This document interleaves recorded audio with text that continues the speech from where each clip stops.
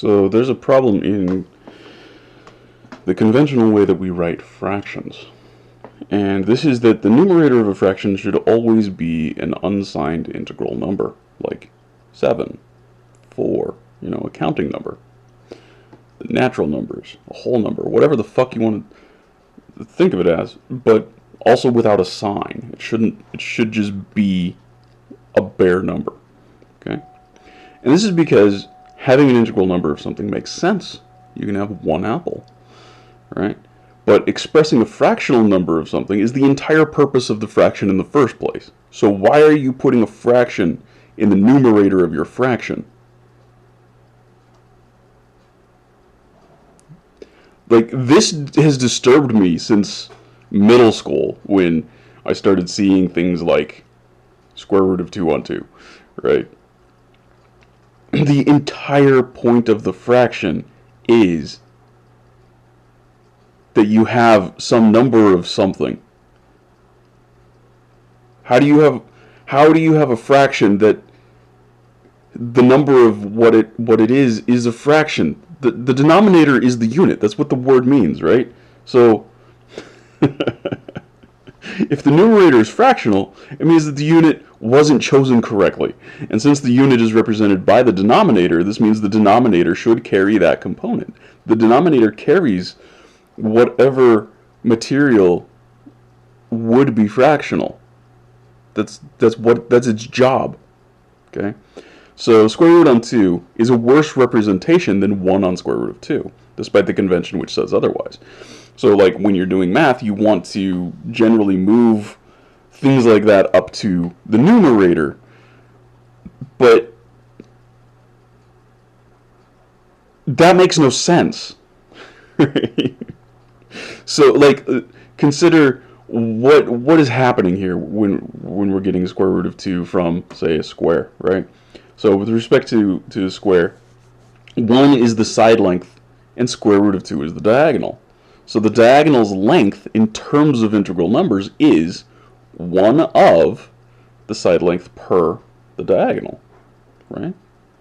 So that is 1 divided by, so that is the dimensionless, signless 1 divided by, now we have positive 1 side length divided by positive the length of the diagonal. Okay?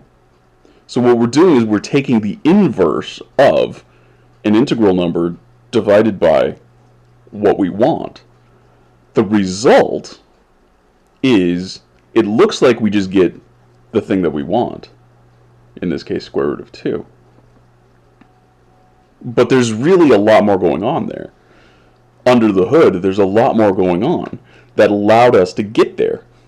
Okay? So, like, I only partially trust my wording on this, but at the time that I wrote this, this is the best I could do. So this is most correctly thought of as, right? So there may be a more correct way. I'm admitting that. That's fine. The dimensionless multiplicative identity 1 of the unit which results from relating the diagonal of a square to the side length of the square. Okay? So that's what we did.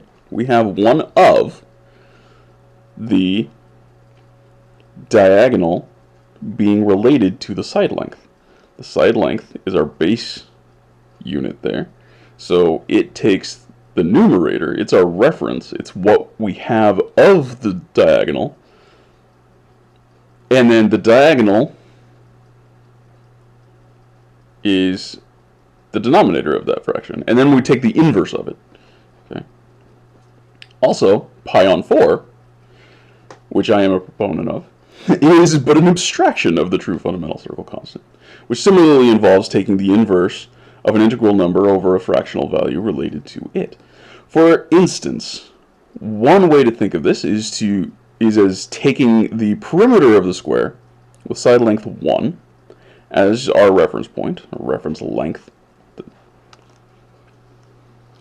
because, sure, math vocabulary, I'm a poorly programmed computer. I can't read. I can't think for myself. Okay, length. So there. Now you have no fucking qualms about that.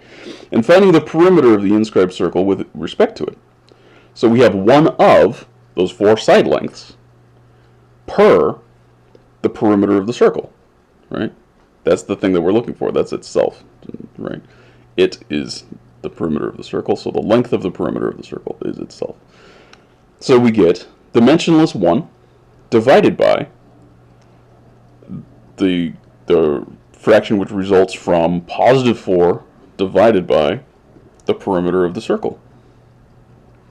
And because we end up taking the inverse of that, we get pi on 4.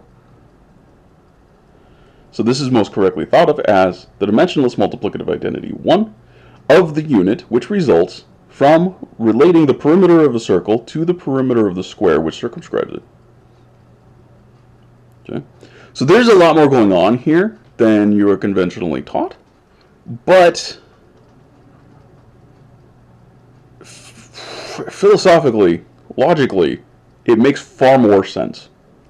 And it unifies with that little Python script that I wrote that can just randomly generate all sorts of fucking ways to where you can get, 7 plus 3 is a billion.